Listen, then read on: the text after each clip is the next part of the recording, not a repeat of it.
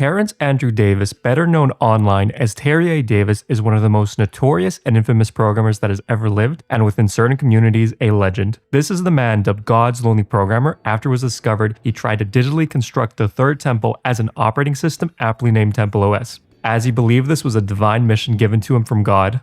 Opinions of Terry range widely. Some thought of his work as worthless novelty without merit or worth serious analysis, while others thought of him as possibly being the smartest programmer that has ever lived, given divine intellect.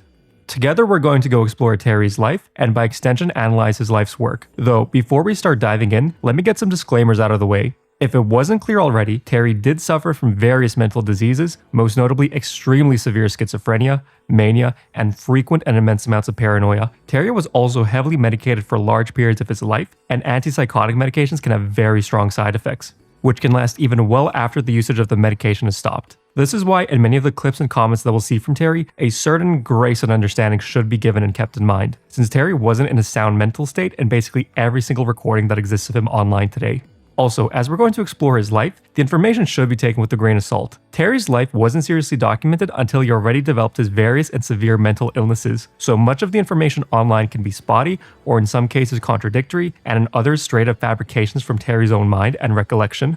With those things out of the way, let's start exploring who God's lowly programmer really was and the life that he lived.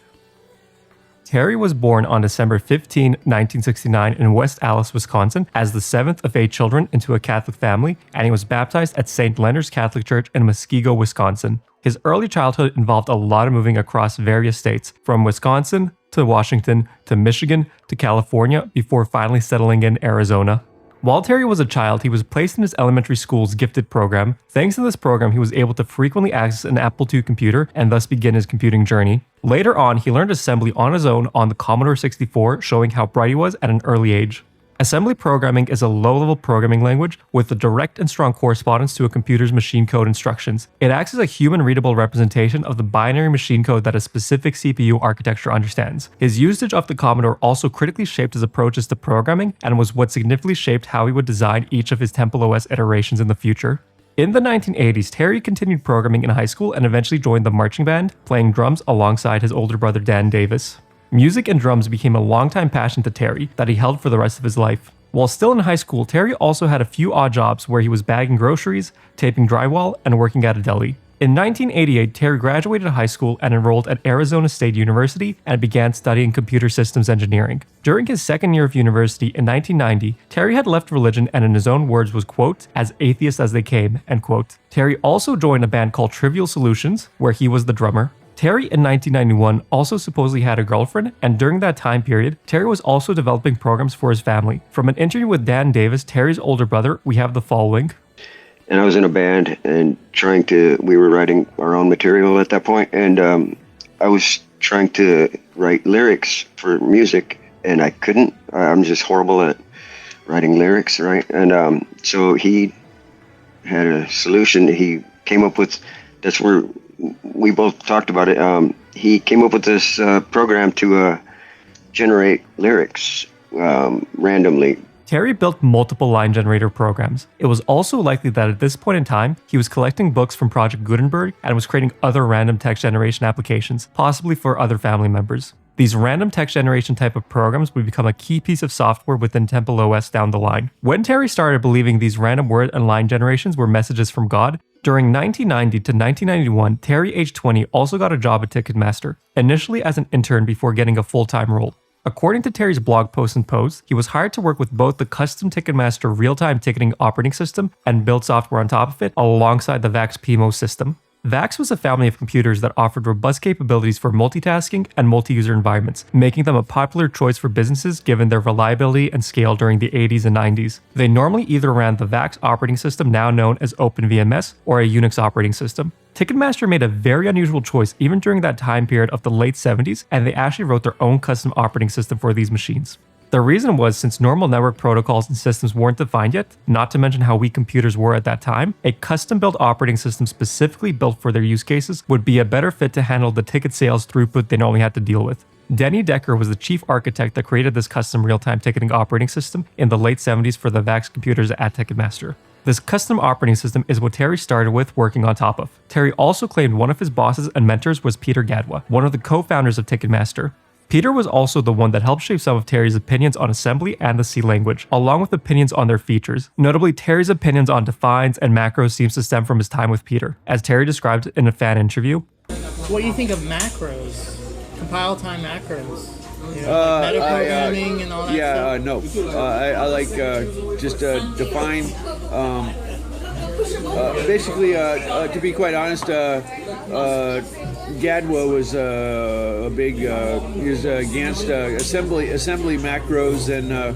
As Terry is continuing his work at Ticketmaster, he manages to finish his degree and graduate magna cum laude in 1992. After graduation, Terry decides to remain in Tempe, Arizona to continue work at Ticketmaster, and he enrolls in a master's program for electrical engineering, again at Arizona State University. In about 1993, Terry got his hands on a 32-bit processor from Intel called the i486. Since Terry got his hands on a new processor, he decided he wanted to try writing his own little pseudo operating system, based off of the Ticketmaster customized VEX PMOS system.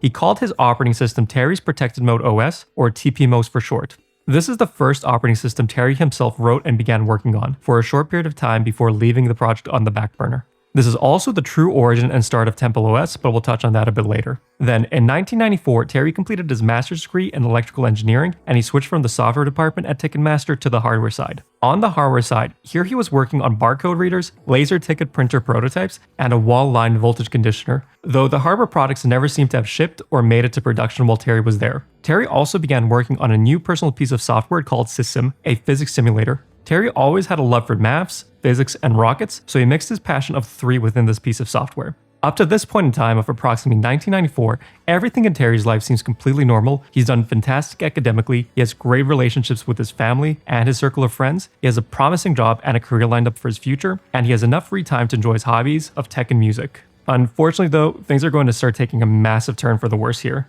The following information on Terry between the years of 1994 to 1996 is incredibly sparse and spotty. Though there's a few things we can piece together from some comments and parts of Terry's blog, and videos from years down the line. One Reddit user that claimed to have worked with Terry mentioned Terry was writing his own OS to run on VAX when they worked at Ticketmaster. This comment also confirms Terry was talking about aliens at this time period and how he was the mothership and center of things. While Terry is known for his rants and ramblings related to God today, that actually wasn't always the case. Terry has many times referred to templeos and his reason for working on custom operating systems to be because of aliens. Terry had many videos early on where he talked about aliens and stated much of his reasoning had to do with them. I told Fraser that templeos was a space alien trading post, and he goes, oh, I get it. So like you trade with other people and you use some kind of Bitcoin or something. No, Fraser. But he eventually deleted all of these videos for, as he put it, to avoid polluting the internet. Another point towards credibility for his Reddit comment is Terry seemed to take some issues with the Department of Defense, SQL, and databases, which matches up with some of his blog articles on his H.A.R.E blog. Terry's earliest blog articles listed he didn't like SQL, and Terry did want to apply to the Department of Defense since his dad worked on the Titan intercontinental missile and was a military contractor. It seems Terry wanted to follow in his father's footsteps and work. Parts of this information come from an interview Terry did with his dad, Terrence Edward Davis. One of the programs that I worked on was the Titan intercontinental missile. You know, we made the engines, both the first and second stage engines for the Titan missile.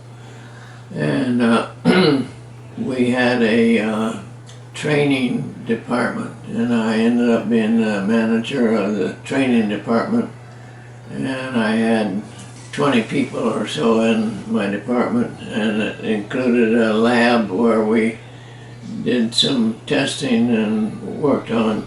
Terry likely was never able to get a job at the Department of Defense due to him being at the prodromal period of schizophrenia. His delusions of aliens starting to manifest was probably an early symptom and was a sign of his ability to behave and communicate was beginning to be impaired. Terry was also approximately 23 to 24 years old at this point, which is within the normal time range for a man to develop and show signs of schizophrenia. His work experience and grades were definitely not the reason he wasn't able to get a job with the government. Now we'll fast forward to 1996. Terry's mental health was deteriorating rapidly, and his mental illnesses were now beginning to severely affect his life. In March of that year, he started having his manic episodes and began experiencing what he called divine revelations from God, more beliefs about space aliens, and paranoia around government agents, or as he would call them in the future, glowies. Terry was also the one that helped originate the slang term glowy. You'll often see used in online discussions that have a political angle to them. The term originally came from Terry's claims that, quote, CIA N-words glow in the dark. This led to the eventual usage of glowy on various image boards catching on, with it being used as a catch-all term for undercover law enforcement or members from one of the various three-letter agencies of the United States, especially in the context of agents trying to infiltrate groups or trying to act as provocateurs. Anyways, these manic episodes would become a fixture of Terry's life, repeating approximately every 6 months after this point. It was also at this time Terry had left atheism behind and returned to Catholicism. He said his reasons for leaving were foolish and childish. For this section, a lot of this information comes from a document called H.A.R.E 2002. This was a massive 128-page document with around 63,000 words, mostly consisting of email exchanges Terry had with a person named H.A.R.E Seaver. It seems as though H.A.R.E was a writer or journalist for a newspaper and was looking to publish some of Terry's experiences from these emails. In these emails, Terry details many of the things that happened to him in this time period and what he was feeling and thinking. Terry uploaded this document onto his H.A.R.E site, which has been archived. The first manic episode Terry had started with him believing he was hearing messages in songs and the radio was talking to him, something Terry still struggled with and experienced in his later years. For Terry, I have zero conception of what my reality is. I don't know. But then it starts getting strange. Why does the radio seem to talk to me? Like when I say stuff here, when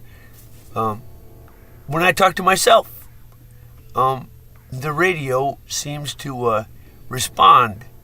Now, perhaps I have to explain that when it responds, it's sort of like a sort of a code. Now, what do I mean by that? When they say one thing, I interpret it as though they're speaking in code, speaking something else, and that something else is a response to what I just said. So, that's kind of the simplest thing.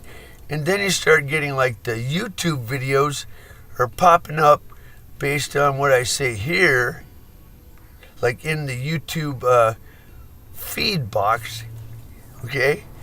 And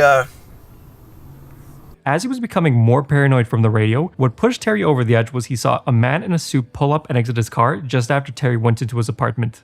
That night, his paranoia and fears were so strong, Terry jumped into his car empty-handed and drove hundreds of miles southeast of Arizona with no particular destination in mind. His paranoia and delusions of the radio were increasing as he was driving. His thinking was becoming filled with conspiracy theories. One conspiracy had to do with good versus bad-tasting vitamin C pills, where Terry thought the rich kids would have good-tasting vitamin C pills, while poor kids would have deficient and rotten-tasting pills. Due to these thoughts, Terry stopped in a city and bought some vitamin C pills. He proceeded to eat quite a few raw and thought they tasted bad. Since he didn't want the pills, he handed them over to an elderly couple in a store who, as he puts it, rightfully thought he must be nuts. As Terry was continuing his drive, now within Texas, he began thinking about the oil industry and conspiracy stories, about the rotary engine and good gas mileage. Then, the next moment, Terry goes and picks up a dog from a man. No further context or information is given from Terry how he got this dog. Now Terry was driving with the dog. He began thinking he was helping to contribute to the oil industry, so he stopped his car in the middle of the highway and opened both doors and let the dog go. Afterwards, Terry threw his keys out into the Marfa Desert and began walking in the same direction he has been driving so far. Terry was eventually spotted by a police officer driving down the highway, who noticed that Terry was alone. The officer stopped in order to give Terry a lift. They began their drive, and at some point, Terry tried to escape and ended up jumping out of the car while they were still driving down the highway. Terry ended up breaking his collarbone from the impact and blacked out from the pain. He was taken to a local hospital for treatment where things became worse. Terry saw the doctors looking over his x-rays, one of which showed his head and what appeared to be a foreign object. Terry thought they were talking about alien artifacts implanted into his body, so he ran out of the hospital and tried to carjack a nearby truck. But in his weak state, the people near the truck were able to easily overpower and restrain Terry until the police could take over the situation. The police hauled Terry off to jail, where he began thinking about corporate logos and proceeded to strip himself naked. While he sat in his cell, he began looking around the room and thought the fire alarm was oddly shaped and actually an alien artifact as well. Aliens was what was running through Terry's mind, and from his panic of aliens, he thought he had to try to get out immediately. He saw a power outlet on the wall and thought all doors were wired to open during a power outage for safety reasons. So Terry proceeded to take off his glasses and broke off a piece of the frame, and then he tried to shove it into the outlet. Unfortunately, the frame piece was plastic and thus not conductive, so his plan failed, though it didn't take long for the police to notice a naked man standing in his cell messing with the power outlet. The police opened the door and let him off to a cavity search area, later realizing that Terry was a mental case. They soon sent him off to El Paso's mental hospital. These trips to jail and then mental hospitals would become another common pattern and fixtures in Terry's life. While Terry was in the hospital, he stopped eating because he heard people were messing with the food. He refused to take any of the medication because he saw the zombified state of some of the other patients. Terry also began doing 300 jumping jacks each morning with a broken collarbone because he felt guilt for not having exercised in the past. Eventually, Terry wanted to escape, so he threw a chair through a window, but his escape plan failed. Eventually, Terry somehow managed to hire a lawyer to get him out from the El Paso hospital, though the hospital released him before it came to legal grounds. It was approximately 2 weeks that Terry spent at the hospital. Once he was released, he took a bus from El Paso to where his car had been towed, somewhere vaguely northwards. When he got to the car, he realized he didn't have his keys since he threw them away in the Marfa Desert, but the doors were thankfully still unlocked. Remembering his electrical engineer experience, he believed he could figure out how to hotwire his car. Within an hour or two, he got the car started and began driving. The car broke down when he once again reached El Paso. Terry needed help, so he contacted his dad, who ended up flying down to Texas to help and bring him home. Terry describes this next part as chapter 2 of his manic episode within the email. Once they were back in Phoenix, Arizona, Terry went and packed up all of his things and donated them to Goodwill. Then he proceeded to liquidate all of his investments, totaling around $9,000, and he gave that as a donation to the Catholic Church. Then he quit his job and started helping at a homeless shelter while living with his sister. His car was given to his little brother Sean. Eventually, Terry wore out the welcome at his sister's place and moved into a homeless camp near the riverbed of Phoenix. Unfortunately, periods of homelessness will be another recurring pattern in Terry's life as well. The email and chapter portion continues, but the rest is mainly detailing strange thoughts Terry had without anything notable happening. Continuing after the manic episode and homelessness aftermath completed in July of 1996, Terry managed to get an apartment within Arizona. Due to his schizophrenia diagnosis from the mental hospital, Terry began collecting disability payments, but with all of his personal items and money given away, he was in a tough spot. At this point in time, he took out various credit cards and loans so he could start working on his own business and inventions. He formed his own company and called it Home Automation and Robotic Equipment, or H.A.R.E for short with a rabbit theme. His company's first project was working on a homebrew CNC machine, specifically a 3-axis milling machine. A CNC machine is a computer-controlled manufacturing tool, one example being a 3D printer. A 3-axis milling machine, as the name implies, works on the axis of X, Y, and Z. Here we can see Terry along with his prototype and some of his early test prints. Terry had an interest in 3D printing prior to his business venture and thought it would be the next big thing in tech and personal usage, hence why he chose to work on it. But unfortunately, his prototype was painfully slow to use, and after an accident with the Dremel tool that nearly set his apartment on fire, he decided to abandon the idea. The H.A.R.E company was a failure, and Terry found himself in large amounts of debt. Then, in 1997 to 1999, Terry managed to find work with a company called Zytec Corp, mainly to help cover his debts from H.A.R.E. Here they were making FPGA-based image processing equipment. FPGAs are integrated circuits that can be reconfigured and programmed after manufacturing. They are useful when building hardware prototypes to test things out before creating a custom purpose-built chip called an ASIC for the final production model of a device. This is another period of time where there isn't a whole lot of information, but near the end of 1999, Terry allegedly runs over a CIA agent with his car. The CIA glow in the dark. You can see them if you're driving. You just run them over. That's what you do. This running over a CIA agent became an extremely popular phrase amongst followers of Terry, and a frequent phrase and story that Terry repeated a lot. Whether Terry actually ran someone over or not isn't 100% confirmed, one way or another. Some users of an IRC chat group from templeos tried contacting various police stations in the area Terry claimed to have drove over someone. It seems as though there were no reports and no deaths, so Terry hopefully never drove over anyone, or the incident was extremely minor, and due to his hallucinations, the memory was morphed into something else when Terry would recall and talk about it. Also, while Terry was working at Zytec, he also eventually revived his SysSim physics simulation software system and continued work on it while renaming it to SimStructure, along with giving the software its own custom programming language. There were 2 versions, a free version anyone could download and a paid version with more features. The software was originally available on his company's H.A.R.E site, which he kept maintaining years after he decided he didn't want to run a business or a company. Though, before we examine the H.A.R.E site further, in 2001, it seems as though Terry found himself a job as a head software/electrical engineer at a company called Graphic Technologies, where he worked out for the next 2 years, taking us to 2003. The company, which he described as a company doing chips to allow printer cartridges to be refilled without manufacturer controls. This is another segment of time in Terry's life where there is essentially no details or information. With that small detour out of the way, let's start examining the H.A.R.E site. Terry would use and update the site significantly over the years of 1997 to 2003. Terry would hold design contests for towers, catapults, and rockets using his SimStructure software. There was also a SimStructure exchange where users of the software could share their sim files. During this time period, Terry was also working on other software programs. According to the February 6, 2003 web archive of his site, he also had a budgeting program built, a flight simulator game called Maximin, a synthesizer program called Kaching, and a CAD program called Cottontailed, spelled CTTN-tail, going off the rabbit team of the company name and site. Cottontail was supposed to be the partner software used in conjunction with this 3D printer. Later, in around June 22nd of 2003, Terry began offering a consulting service on his site called Sage Terry Consulting. His consulting page seemed normal on the first line or two, but sections below devolved into random rambles. Quote, he, we got the Pepsi psyche in our sights. Commence firing, fire at will. Troopers in my blood guard. Must play laser tag with the belt sensor, till they figure out it's no fun unless you put yourself at risk.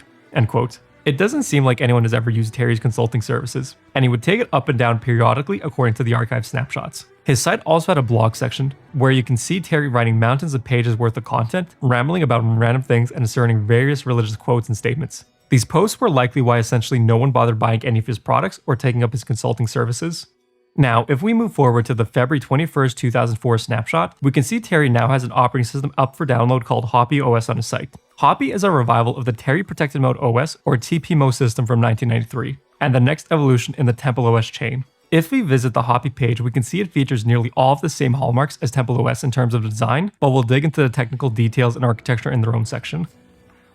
Now we're entering the time period of 2003 to 2010. This is a quieter and lesser known period of time in Terry's life, with very little posts from Terry himself online and sparse updates on his sites. Though one very key thing to note, this is the main time period when Terry was hunkering down and building the majority of the modern templeos we know today. His company H.A.R.E, as of 2003, has also effectively reached bankruptcy, and he has largely abandoned it. During 2003 to early 2004, Terry began serious work on templeos, still named H.A.R.E OS at this time period. Though in 2004, there seems to have been a serious interruption to his work. Terry wrote that 2004 was hell. He said he kept getting locked up by the doctors, so he ran away from home and found himself in California. He was apparently homeless for what seems to be this entire year, and likely being the second time he's been homeless.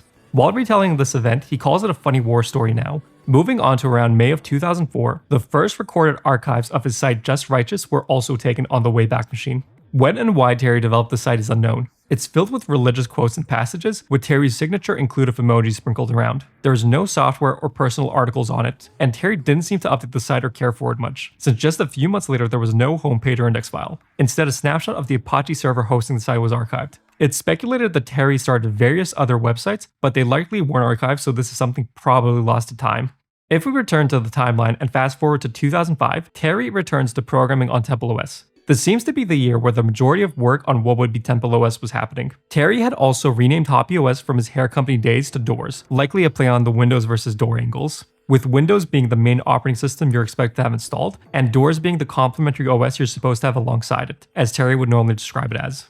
Though the name Doors wouldn't last for long, since shortly after it would have its name changed once again to Davos. With how often Terry would think or talk about conspiracies, this name change was likely a reference to Davos, Switzerland, the city where the World Economic Forum, or WEF for short, has their near end of January annual meetings. Since the World Economic Forum hosts meetings with various politicians, company executives, and high-ranking bankers, it has been a hotbed of conspiracies for decades at this point, with some believing they are secretly ruling and controlling various countries. Given its reputation and frequency in conspiracy talk, this is probably the most likely reason why Terry chose this specific name, since there isn't any mention of the word Davos in religious context or in technical talks, so there's nothing else to really tie it back to. The name Davos also didn't last for long either, since it would be changed once again shortly after, this time being changed to the J operating system at the end of that year. Why Terry decided to name the J operating system is completely unknown. There was speculation and maybe related to Jesus or Jehovah, given Terry's religious writings and underpinnings, but the conclusion was that was very unlikely. It seems largely to have been a placeholder name Terry decided on in the spur of the moment. A few months go by and now we're in 2006. And once again, the J operating system was now going to be renamed to Lustos, this being one of the most famous and well-known names during the project's life. Also, the custom programming language Terry has been working on his OS is now officially called Lustos C++. This was the name precursor to Holy C. The operating system name of Lustos was supposedly another joke related to Windows. Instead of win those, it would be lose those.